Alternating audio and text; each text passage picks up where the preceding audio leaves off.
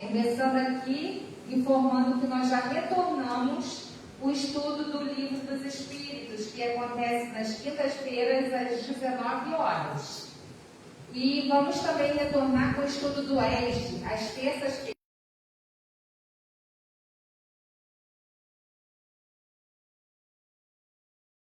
de 9h30 ao meio-dia, informando que nós ainda estamos aceitando inscrições. Quem tiver interesse, estamos procurando no finalzinho da reunião, tá?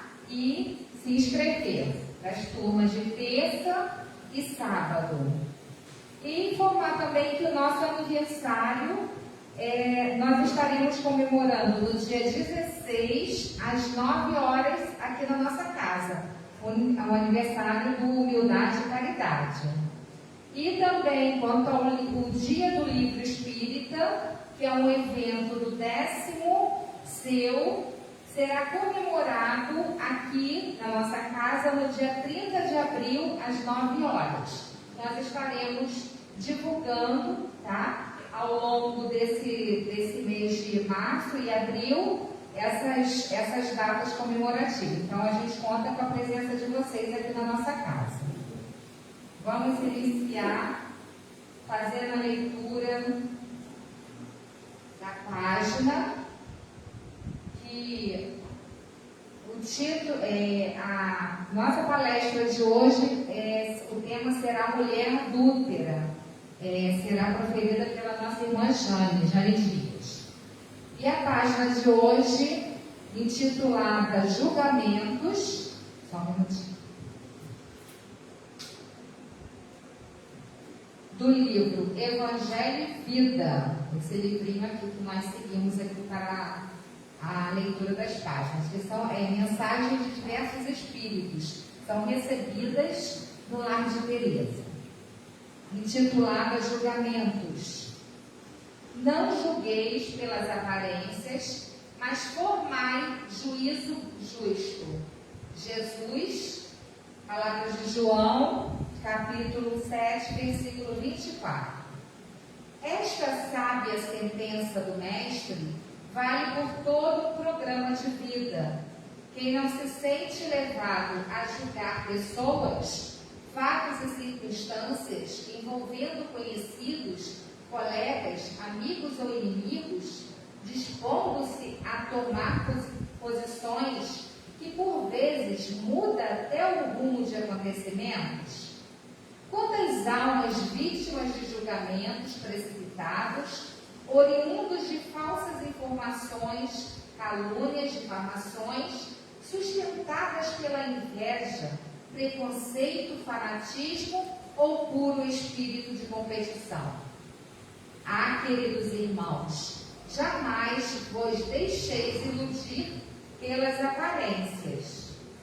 Somente o Pai tem o poder de penetrar o âmago das almas e medir cada gesto, cada ato e desvendar os arcanos dos pensamentos de seus filhos.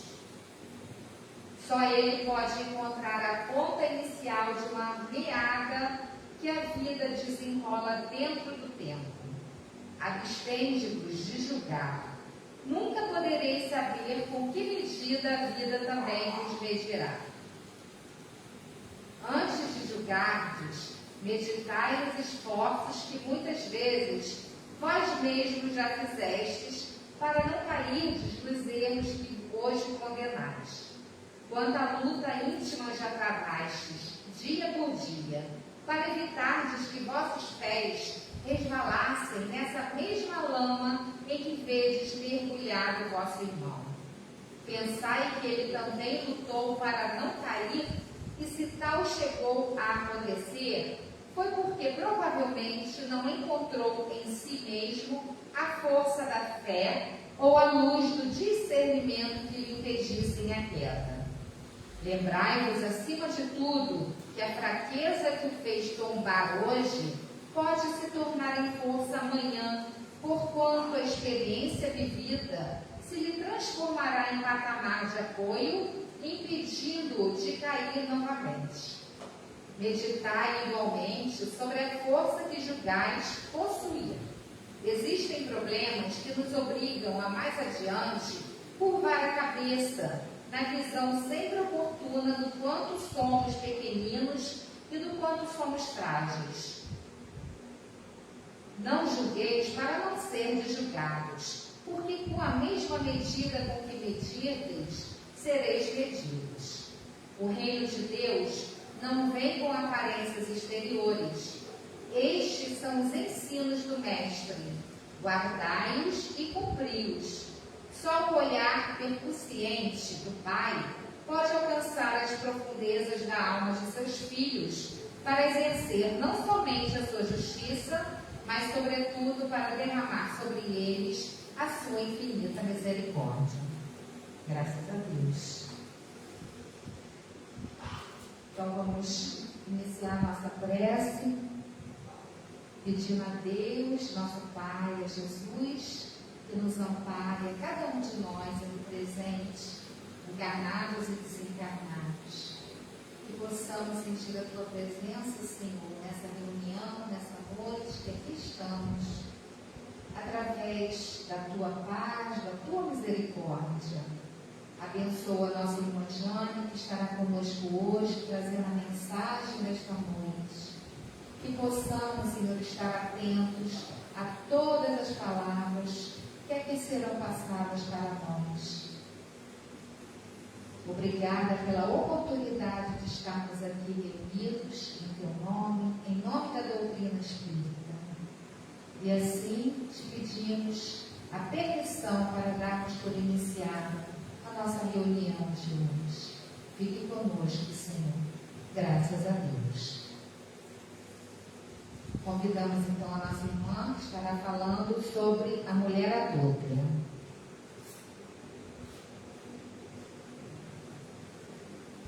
Boa noite a todos. A página já veio nos trazendo a introdução sobre o tema de hoje, que vai tratar, entre outras coisas, sobre o julgamento. Nesse mês de março, em homenagem às mulheres, aos espíritos que estão passando pela experiência feminina, nós estamos tratando desse tema, a mulher no Evangelho. E hoje eu vou refletir um pouco sobre essa passagem muito conhecida, que é a da mulher adúltera. Quem faz a narrativa dessa passagem é João. E ela está no Evangelho segundo o Espiritismo, no capítulo 10, no item 11, que fala: não julgueis para não serdes julgados. Atire a primeira pedra aquele que estiver sem pecado.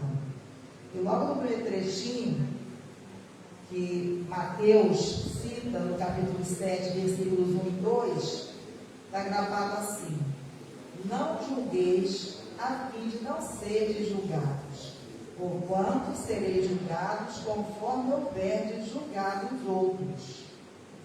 Empregar-se-á convosco a mesma medida de que vos tenhais servido para com os outros. Como está em Mateus. Essa passagem é bem conhecida. Nós sabemos na trajetória do Mestre Jesus que todo o tempo ele era testado. A cada oportunidade que os fariseus tinham, que os escribas tinham, que aqueles que lidavam com a questão religiosa da época, aproveitava para testar Jesus e, se possível, fazer com que ele caísse, em alguma armadilha, em algo que pudessem acusá-lo naquela época. E essa é mais uma dessas passagens, onde vai se confrontar a lei que ele trazia com a lei que, aspas, era seguida na época, que era a lei mosaica. Então, mesmo nas primeiras impressões trazidas por Jesus, ele procurou deixar claro de que ele não vinha derrogar a lei de Deus, mas que ele vinha cumpri-la. Mesmo assim, em todas as oportunidades se tinha essa oportunidade, todas as ocasiões tentava-se testá-lo, especialmente nesse parecer. Então aqui, nessa narrativa de João, no capítulo 8, vem contando assim: então, os escribas e os fariseus lhe trouxeram uma mulher que fora surpreendida em adultério, e pondo-a de pé no meio do povo, disseram a Jesus: Mestre, esta mulher acaba de ser surpreendida em adultério. Ora, Moisés, pela lei, ordena que se lapidem as adúlteras. Que é sobre isso a tua opinião? Então, olhem bem na situação exposta e a forma como foi perguntado a Jesus. Diziam isto para o tentarem e terem de que o acusar. Jesus, porém, abaixando-se, entrou a escrever na terra com o dedo. Como continuassem a interrogá-lo, ele se levantou e disse: aquele dentre vós que estiver sem pecado, atire a primeira pedra. Uma colocação dessa só poderia vir de um espírito superior, colocando cada um que ali estava diante de si mesmo, diante da sua própria conduta. Em seguida, abaixando-se de novo, continuou a escrever no chão. Quanto aos que o interrogavam, esses, ouvindo-o falar daquele modo, se retiraram, um após outro, afastando-se primeiro os velhos. Ficou, pois, Jesus a sós com a mulher, colocada no meio da praça. Então, levantando-se, perguntou-lhe Jesus: mulher, onde estão os que te acusavam? Ninguém te condenou? Ela respondeu: não, Senhor.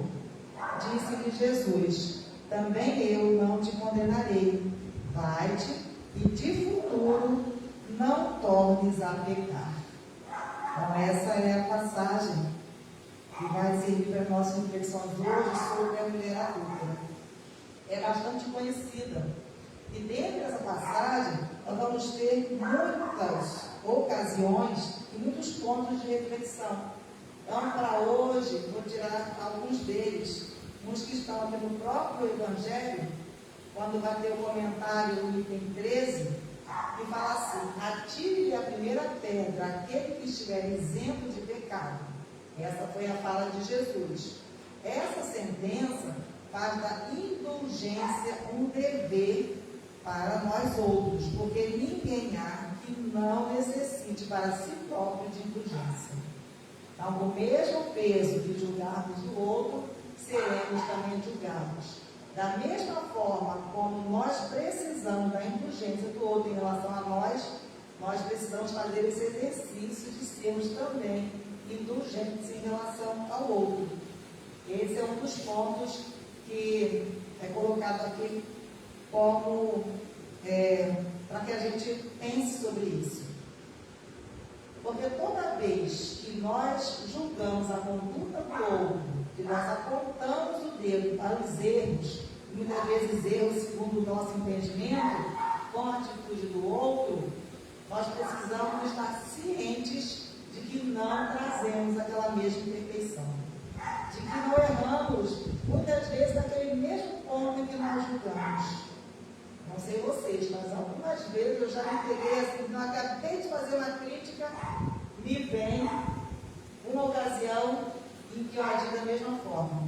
Ou mais, algumas vezes eu passei o tempo criticando algum comportamento alheio e depois eu me pego agindo igualzinho.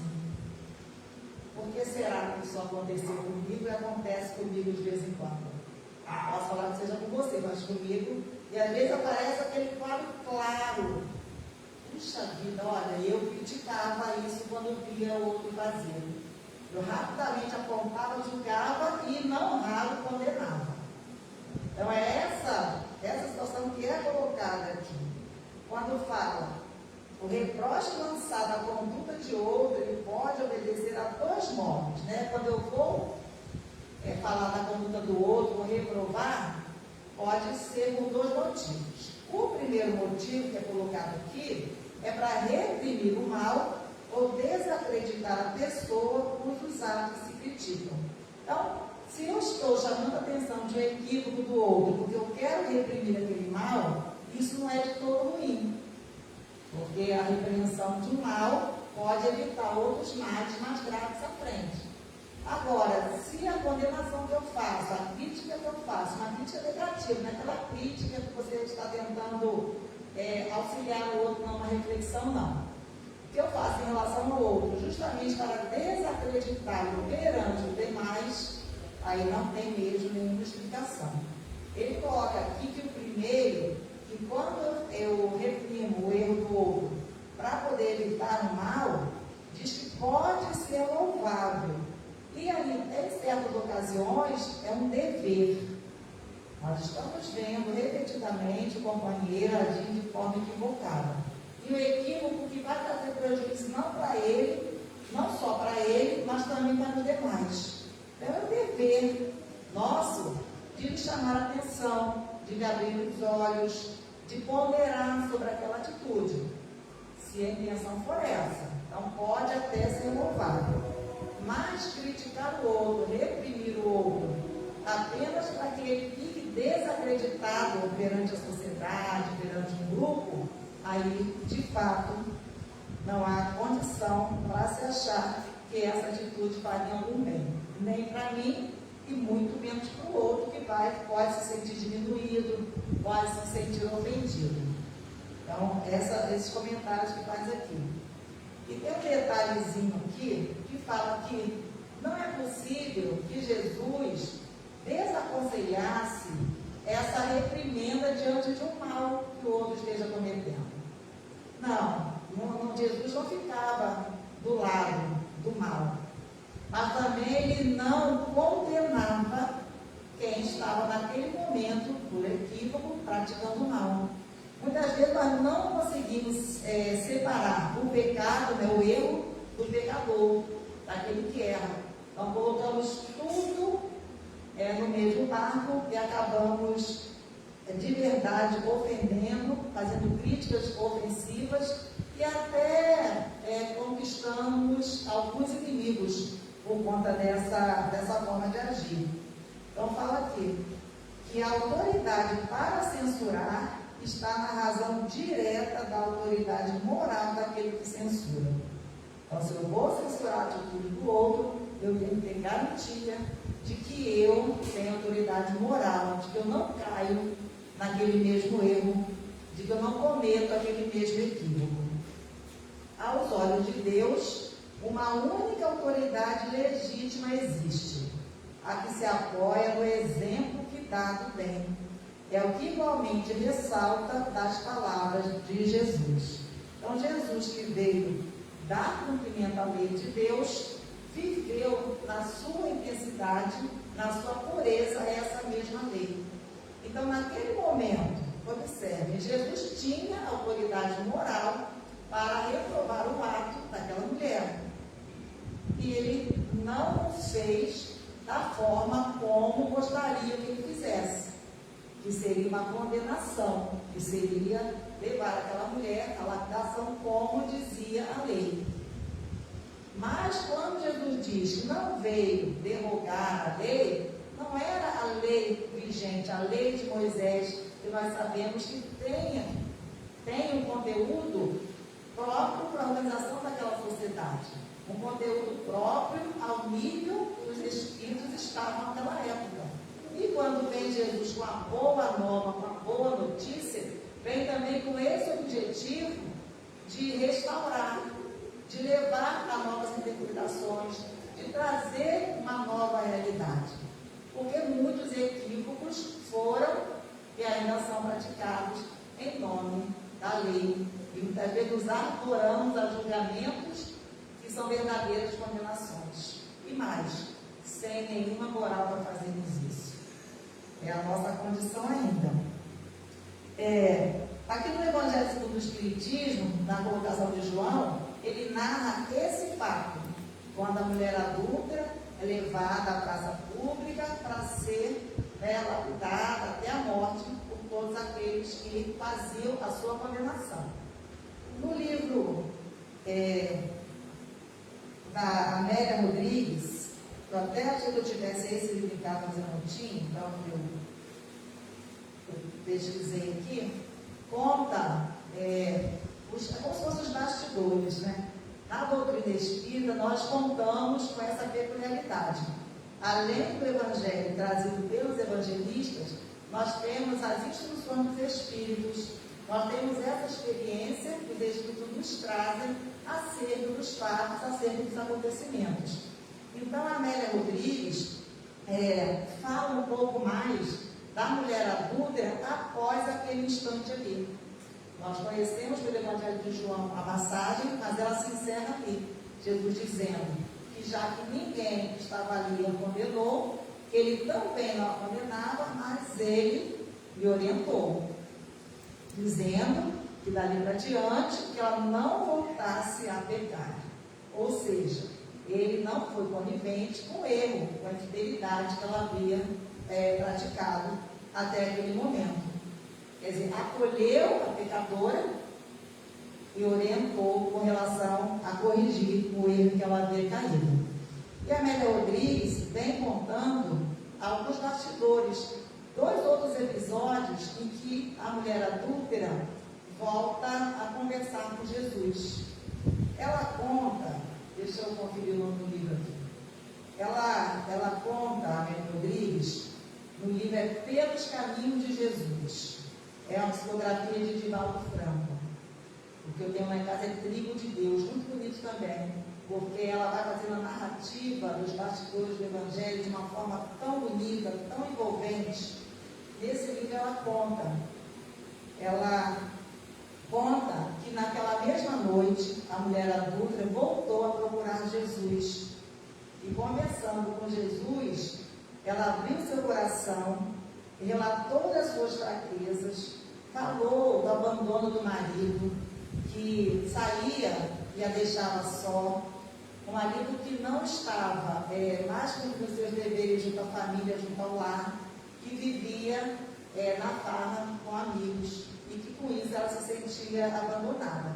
Fala que tinha fazer as noitadas junto com os amigos, e que dentro desse quadro ela reconhece que ela não foi capaz também de evitar aquela tentação, que ela sucumbiu à tentação do adultério. Ela reconhecia que a atitude que ela tinha tido não tinha desculpa. Ela não estava ali para pedir a Jesus que desculpasse o ato indevido que ela havia cometido. E que ela se encontrava arrependida de ter caído naquela fraqueza. Então ela ficou preocupada, porque depois daquele episódio na praça pública, ela não tinha mais ninguém com quem contar.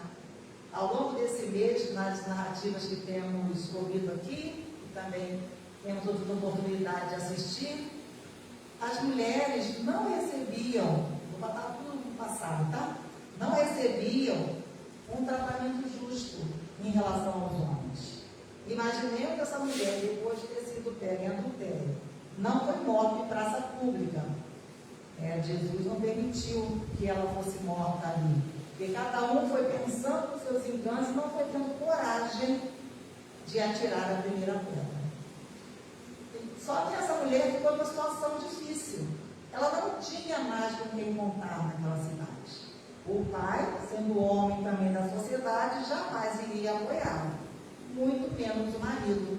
Que havia uma dependência muito grande da mulher em relação ao marido. E ele trouxe na semana passada várias peculiaridades a esse respeito. Como era a posição da mulher naquela época perante a sociedade, perante os homens. Então essa mulher ficou sem rumo. Ela arrependeu-se, ela viu que não tinha mesmo justificativa o ato que ela havia cometido, mas não tinha como dar nem um passo. E Jesus a reconforta e diz para ela que é preciso que haja uma mudança. E essa mudança, ela entendeu que não era apenas uma mudança de comportamento, mas que havia necessidade também de uma mudança física. Ela precisaria sair daquela cidade. Ela não tinha nem um campo, nem uma condição de permanecer ali. Aí ela sentiu as entrelinhas. E na despedida, Jesus a confortou falando assim: há sempre um lugar no rebanho do amor para ovelhas que retornam e desejam avançar. Onde quer que vais, estarei contigo, e a luz da verdade, o machote do bem, brilhará à frente, clareando o teu caminho. Então, essas palavras ditas por Jesus na hora da despedida daquela mulher, a encheu de esperança, a encheu de força, e ela seguiu, ela mudou mesmo de cidade. Aqui ela não conta detalhes, mas a gente imagina que por aquela situação não deve ter sido nada fácil fazer essa mudança. Uma mulher sozinha, que havia quase morrido, porque esse episódio é inusitado, porque segundo a lei, toda mulher pega em adultério era morte em praça pública, recebia as pedradas até a morte. Então, acabava-se ali, entre aspas, o problema. Só que nesse episódio aqui, como Jesus veio trazer a boa nova, nesse episódio acontece uma necessidade diferente. Essa mulher foi pega em adultério, não foi morta em praça